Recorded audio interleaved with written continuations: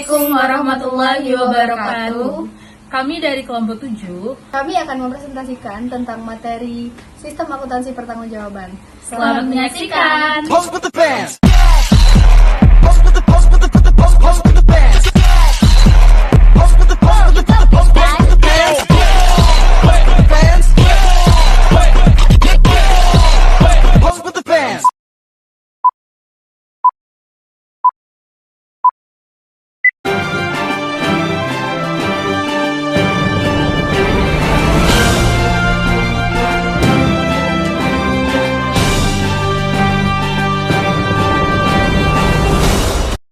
Baiklah, di sini saya akan menjelaskan tentang pengertian akuntansi pertanggungjawaban. Akuntansi pertanggungjawaban adalah sistem akuntansi yang dirancang untuk mengukur dan mengevaluasi kinerja unit-unit organisasi berdasarkan tanggung jawab yang diberikan kepada masing-masing unit tersebut. Dalam akuntansi ini, setiap unit atau departemen dalam organisasi memiliki kewajiban untuk mempertanggungjawabkan penggunaan sumber daya yang diterima serta melaporkan hasilnya secara akurat dan transparan. Tujuan utama dari akuntansi pertanggungjawaban adalah untuk memastikan bahwa manajer dan karyawan bertanggung jawab atas pengelolaan sumber daya yang mereka kelola dan membuat keputusan yang dapat meningkatkan efisiensi dan efektivitas organisasi. Sistem ini biasanya mencakup pelaporan mengenai anggaran, biaya, pendapatan, dan pengendalian terhadap berbagai faktor yang dapat mempengaruhi hasil yang dicapai oleh masing-masing unit. Lalu, adapun dampak dari akuntansi pertanggungjawaban, yaitu yang pertama adalah transparansi keuangan. Akuntansi pertanggungjawaban menghasilkan laporan yang detail untuk setiap unit. Lalu yang kedua, motivasi karyawan. Karyawan akan lebih termotivasi dan meningkatkan kinerjanya ketika memahami kontribusi mereka terhadap organisasi. Lalu yang ketiga, kontrol yang lebih baik. Akuntansi pertanggungjawaban memberikan dasar yang kuat untuk mengevaluasi kinerja, mengidentifikasi masalah, dan mengambil tindakan korektif. Yang keempat, pedoman pencapaian sasaran. Akuntansi pertanggungjawaban dapat digunakan sebagai pedoman penting langkah yang harus dibuat oleh perusahaan dalam rangka pencapaian sasaran perusahaan. Lalu yang kelima, penilaian kinerja manajer. Laporan pertanggungjawaban merupakan tolak ukur untuk melakukan penilaian kinerja bagi manajemen. Lalu yang terakhir, pengendalian anggaran. Akuntansi pertanggungjawaban dapat digunakan sebagai alat pengendalian anggaran. Setelah mendengarkan materi yang telah teman saya berikan sebelumnya, kali ini saya akan membahas materi mengenai perbedaan antara accountability dan responsibility. Yang pertama yaitu accountability atau akuntabilitas berfokus pada hasil. Hal ini berkaitan dengan bagaimana seseorang bereaksi atau memiliki hasil dari tugas mereka.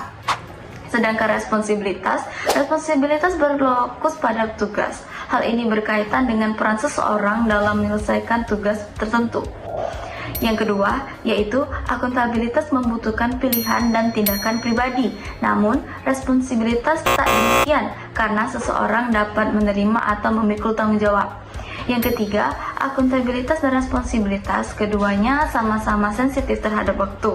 Akuntabilitas hanya terjadi setelah seseorang menyelesaikan tugas, sedangkan responsibilitas dapat terjadi sebelum atau sesudah tugas.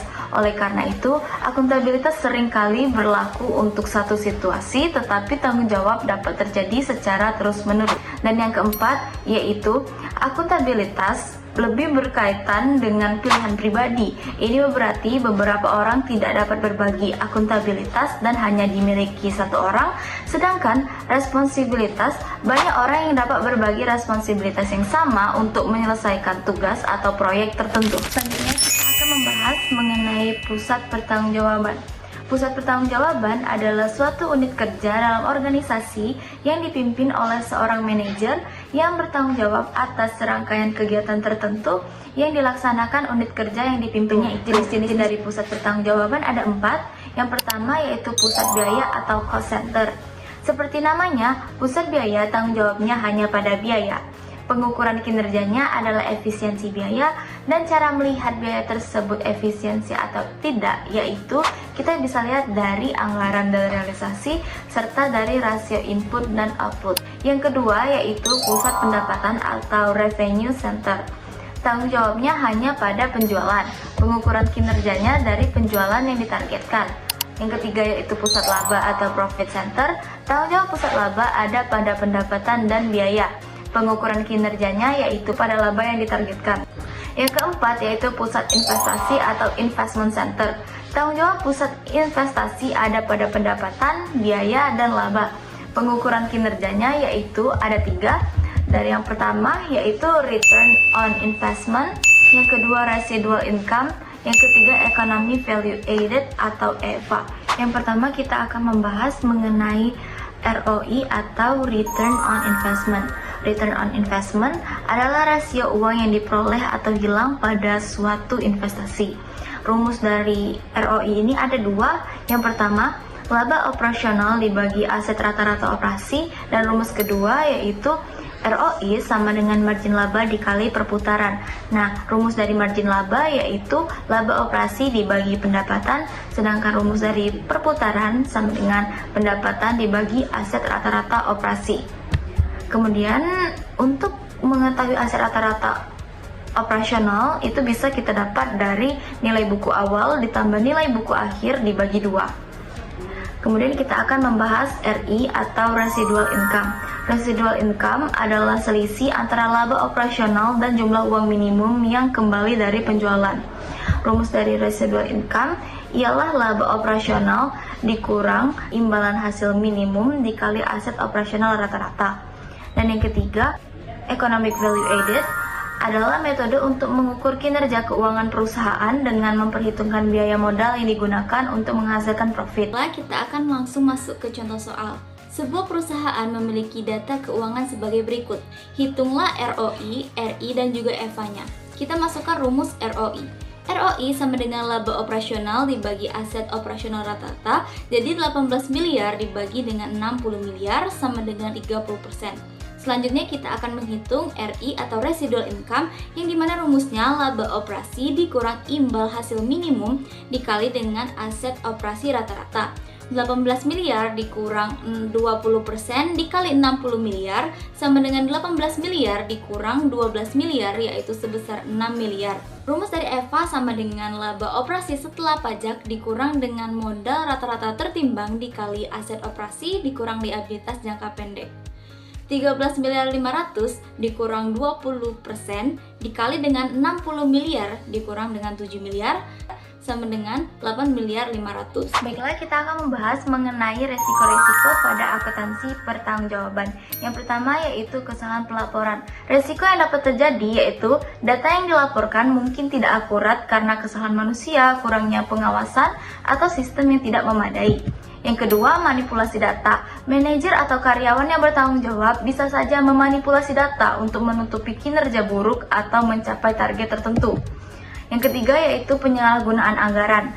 Anggaran yang diberikan kepada pusat pertanggungjawaban bisa digunakan untuk tujuan pribadi atau kegiatan yang tidak mendukung tujuan. Baiklah, saya akan melanjutkan materi mengenai perangkat pengendalian dalam akuntansi pertanggungjawaban.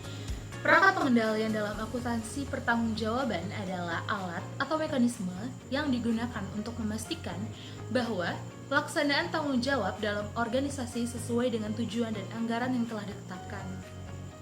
Adapun pengertian pengendalian. Pengendalian yaitu proses di mana manajer memengaruhi anggotanya untuk melaksanakan strategi organisasi yang telah ditetapkan. Berikut adalah perangkat pengendalian yang umum digunakan. Pertama, anggaran atau budget. Anggaran digunakan sebagai alat pengendalian untuk mengatur alokasi sumber daya dan juga sebagai untuk membantu dalam membandingkan hasil aktual dengan rencana yang telah dibuat.